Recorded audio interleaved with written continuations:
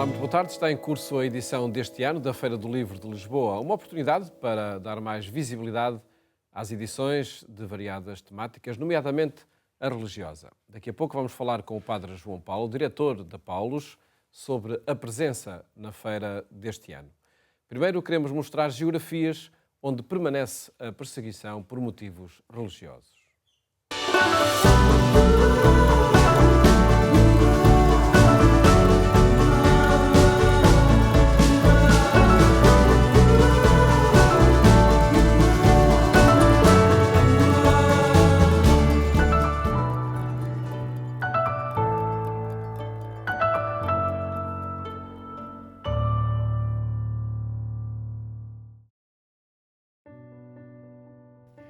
Imaginem um país onde, de forma sistemática, se procurou matar a fé de todo um povo. Imaginem um país onde os sacerdotes mais importantes, mais cultos, foram assassinados e depois deles os líderes de todas as religiões. Imaginem um país onde até foi proibido dizer palavras como Deus ou Jesus e onde passou a ser terminantemente proibido rezar. Nem em casa se podia rezar. As crianças na escola eram questionadas pelos professores e se alguma delas, na sua ingenuidade, dizia, por exemplo, que sabia fazer o sinal da cruz, isso significava que toda a família iria ser perseguida. Este país, onde havia espiões em todo o lado, foi decretado como o único Estado ateu do mundo. Este país é a Albânia.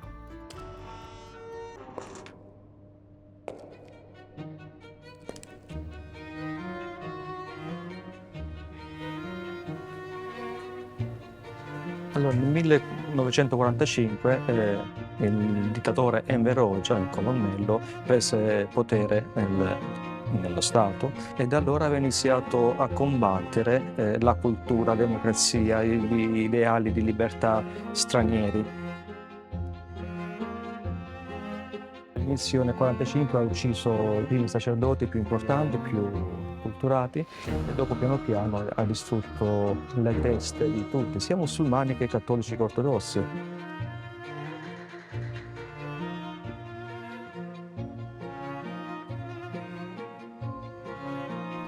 Nel 1967 il dittatore dichiarò l'Albania l'unico Stato ateo al mondo. Nessuna fede poteva essere testimoniata, professata. Venivano cambiati i nomi, non potevi dire Dio, non potevi dire Gesù e i bambini in casa non potevano sentire più dallo spionaggio dicesse chiedi ai bambini se sanno fare la preghiera e un bambino ingenuamente poteva rispondere io so fare la preghiera, io so fare la croce maestra e quindi tutta la famiglia mi ha perseguitato. Не много, этим пока себе, потом детство.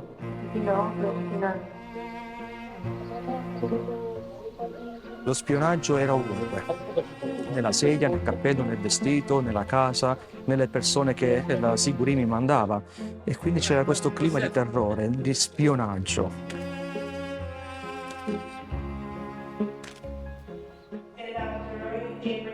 Le chiese furono trasformate in musei, in teatri, in cinema, che facevano spettacoli contro la chiesa, anticlericali. Però la gente era obbligata ad andare lì. E loro andavano, guardavano lo spettacolo anticlericale contro Cristo, contro la chiesa, e loro nel cuore loro dicevano stiamo calpestando un terreno che è stato santo, questa è stata chiesa, io sono qui per pregare.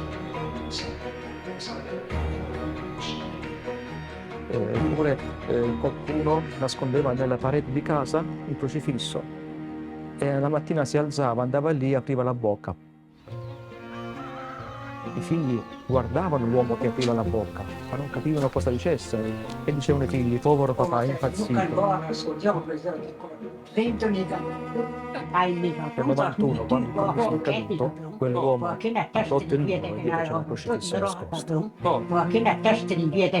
Jättevettigt, spirte shirosh. Corpe Kristit. Soprattutto gli anziani, quelli che hanno vissuto durante il regime comunista, la loro fede è davvero forte, è stata trovata al fuoco, c'è la persecuzione.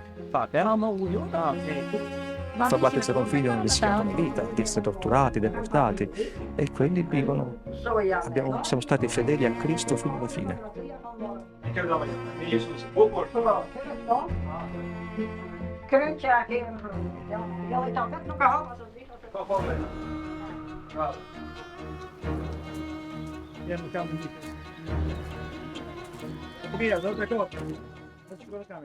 Que história de coragem os albaneses nos deram ao longo de todos os anos da ditadura. Foi um tempo penoso, desde 1967 até 1991. Foram mais de 2 décadas em que a fé não foi sufocada apenas porque se continuou a rezar clandestinamente, porque os crucifixos foram escondidos, porque o povo continuou a dizer com o coração as orações que os lábios estavam impedidas de pronunciar.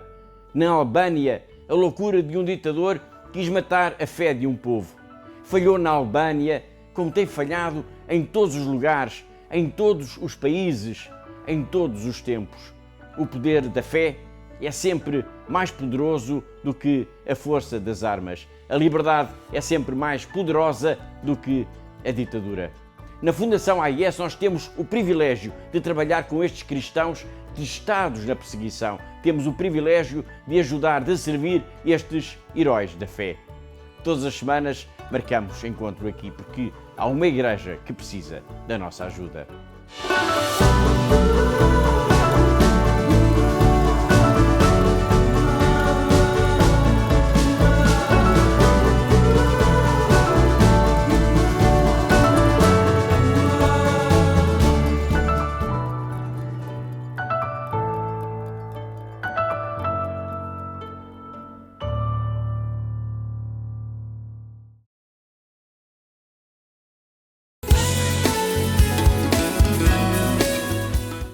Ecologia, família, hospitalidade. Alguns dos temas para os workshops que decorreram durante o 5º Congresso Eucarístico Nacional.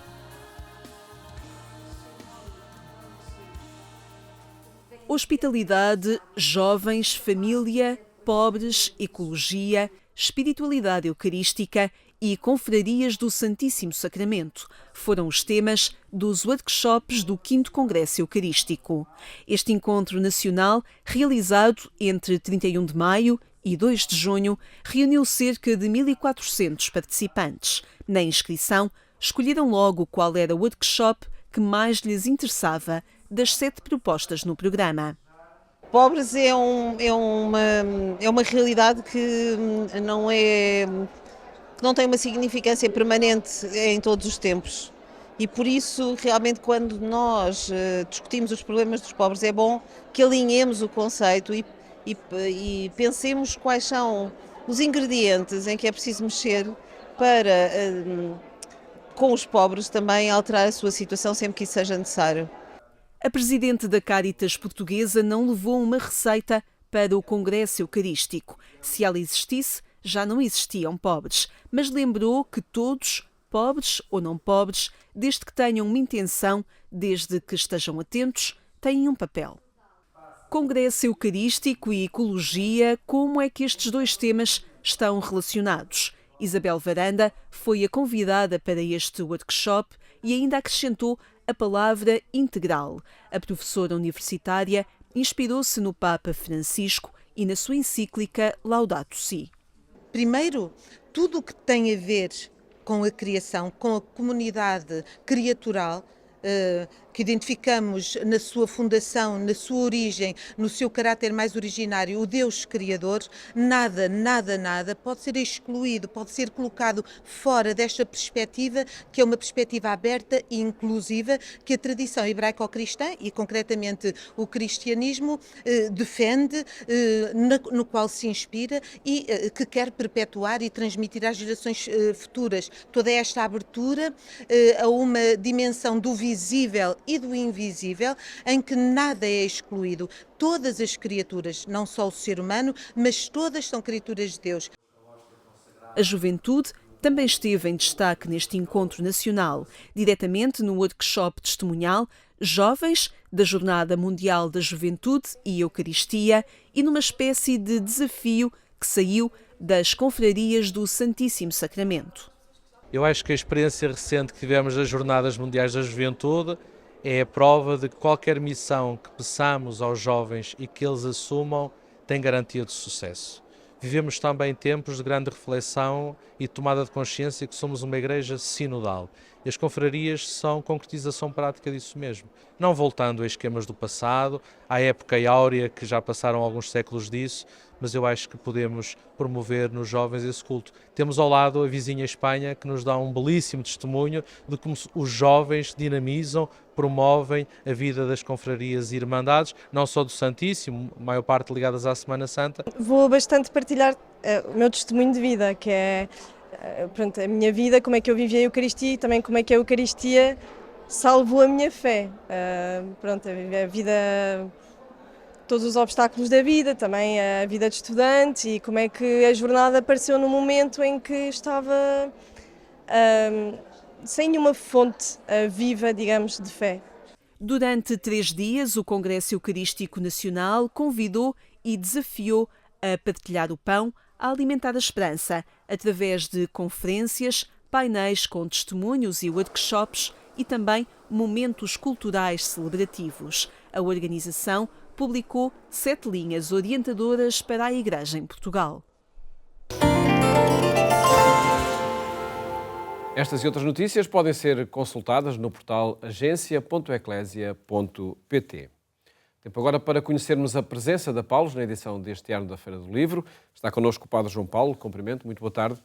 Obrigado por estar no programa Eclésia.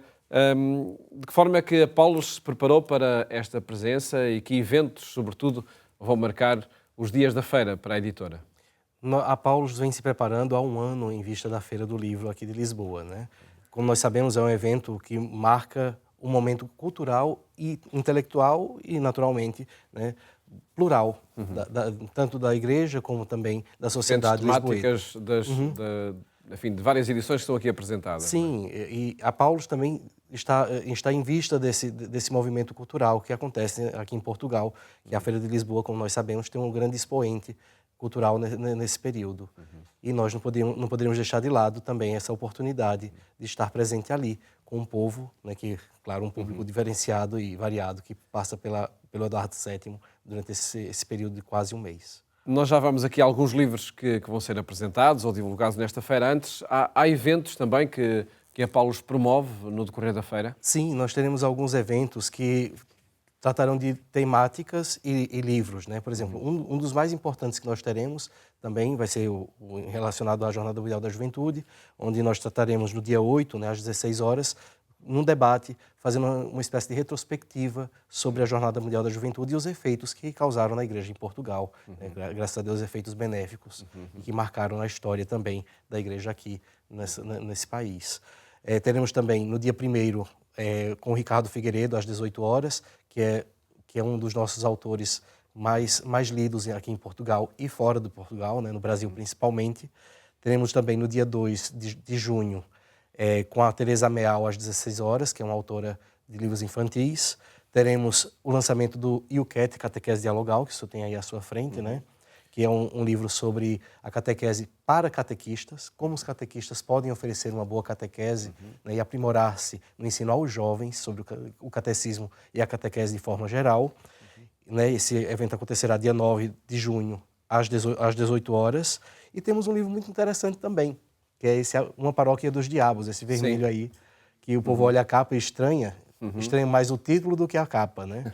Porque é muito interessante, embora a capa seja assim diferente do nosso comum religioso, né? A gente vê um padre jogando um fósforo e a paróquia incendiando, né?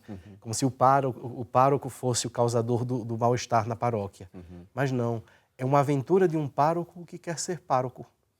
Né? E encontra uma seita protestante e começa a invadir a igreja e ele não sabe como lidar com a situação. Ele vai tentar dialogar e conversar e trabalhar com o povo daquele povoado, né, de Carvalhal, para tentar colocar as coisas nos seus devidos lugares, tornando-se um pastor naquela região. Aqui então um tema assim romanceado, será? É um romance religioso, né? E é muito gostoso de ler, né? Eu aprendi mais sobre vinho com esse livro do que provando os vinhos de Portugal, né? Que trata muito dessas coisas também, é muito interessante. Está aqui inserido também o cotidiano da aldeia. Da aldeia. Creio, Padre João Paulo, que um dos livros principais desta edição da Feira do Livro é este, o Burnout. De que é que trata este livro? Como o próprio livro diz, né, é aquela questão do entregar-se sem se consumir, né? Porque o burnout está muito presente, principalmente na vida religiosa.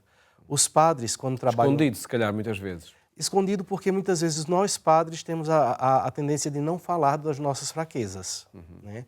E guardamos dentro de nós a nossa dificuldade, não só os padres, os religiosos e as religiosas também.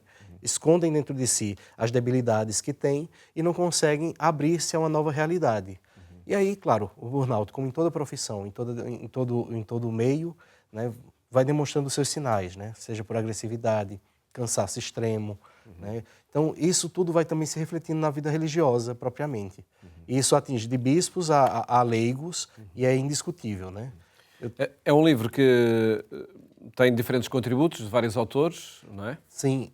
Na verdade, são diversos artigos, escritos por diversas pessoas, espalhados mundo afora, né? Temos aqui portugueses, espanhóis, brasileiros. É um compilado sobre a vida religiosa. E como perceberam, eu sou brasileiro, né? Naturalmente, por esse sotaque, mas no Brasil a dificuldade do burnout é muito presente. Está muito presente. Muito presente, né? Tem coisas que a gente não fala porque a mídia não divulga, mas o suicídio de padres no Brasil atingiu, assim, números altíssimos, né? E a gente diz, por quê?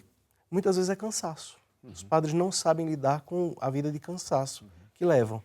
Então, sim, tem uns que se consomem entregando-se ao trabalho e não conseguem lidar com essas realidades que vêm da parte humana, física, né, psicológica, que se somatiza, né? E acaba caindo numa depressão, por exemplo. Sem dúvida que um livro para os nossos dias, este é o problema do burnout que afeta de facto vários setores, várias profissões, também este dos sacerdotes, das religiosas e dos religiosos. Um outro livro que marca esta edição da feira, o Evangelho Ferial lido na tradição cristã. Aqui temos comentários aos Evangelhos? Comentário aos Evangelhos para vivenciar bem o ano litúrgico, né? Nesse caso, a primeira parte do tempo comum, onde esse livro é de um autor espanhol, que nós traduzimos aqui para Portugal, e ele traz diversas reflexões sobre os evangelhos dos dias da semana, né? Por isso que se chama ferial, das férias, né?